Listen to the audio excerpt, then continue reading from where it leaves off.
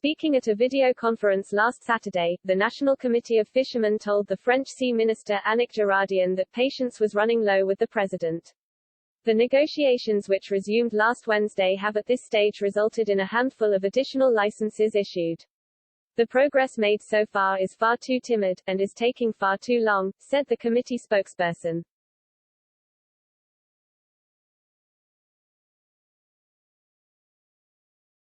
The aim of the online conference was to reassure French fishermen that progress was being made between France, the EU and the UK.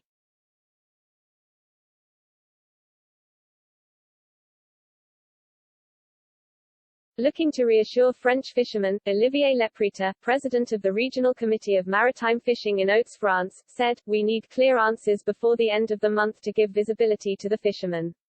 The work will continue in the days to come, at a forced rate. The government will not give up an inch."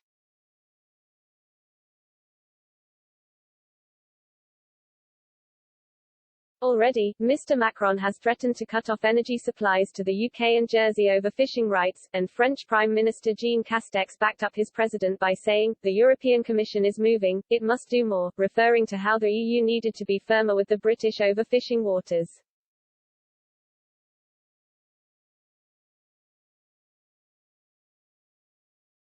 Attempts to fish in the waters of Jersey also saw a defeat for the French, as only a third of French boats applying to fish there were granted a license.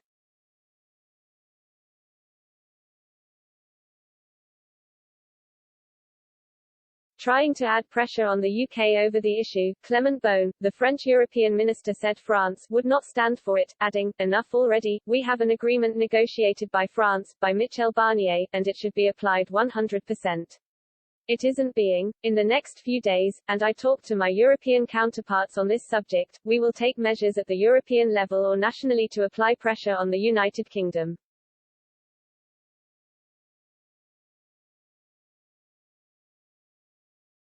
Adding to the threat of energy supplies, Mr. Beaune said, "We defend our interests. We do it nicely and diplomatically, but when that doesn't work we take measures. The Channel Islands, the UK, are dependent on us for their energy supply. They think they can live on their own and badmouth Europe as well. And because it doesn't work, they indulge in one-upmanship, and in an aggressive way."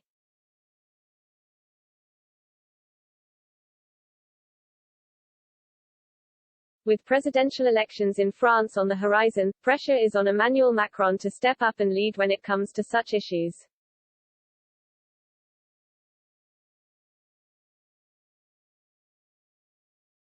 Having suffered a humiliating defeat by losing a submarine deal with Australia to the UK and US, Mr. Macron has to now reaffirm his position as a powerful leader in France.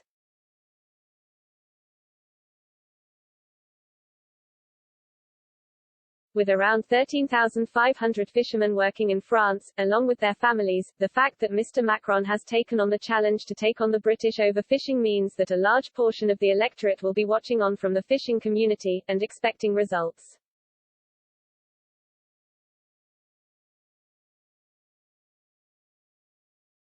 Many of the fishermen work and reside on the north coast of France, delving into the waters on the Channel, Irish Sea, North Sea and around the UK.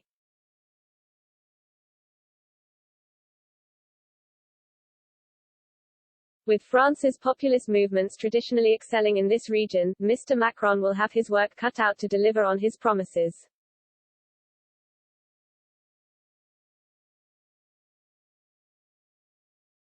For the French fishermen themselves, they are also in favor of a maximum pressure policy on the UK.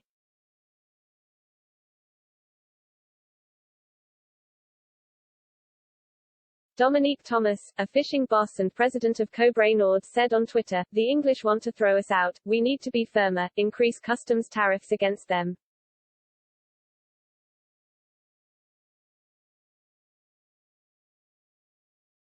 Speaking of the British actions to limit the number of permits issued to French fishermen, a Department for Environment, Food and Rural Affairs (DEFRA) spokesperson said, "Our approach has been reasonable and fully in line with our commitments in the Trade and Cooperation Agreement."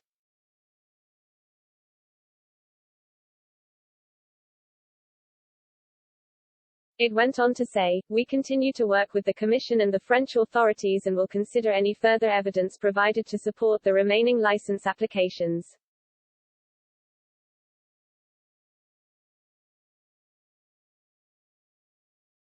For Mr. Macron, time is running out prior to the election, and this may well be one last dance for the incumbent as French voters look for leadership during a period of severe misalignment in the corridors of the Élysée Palace.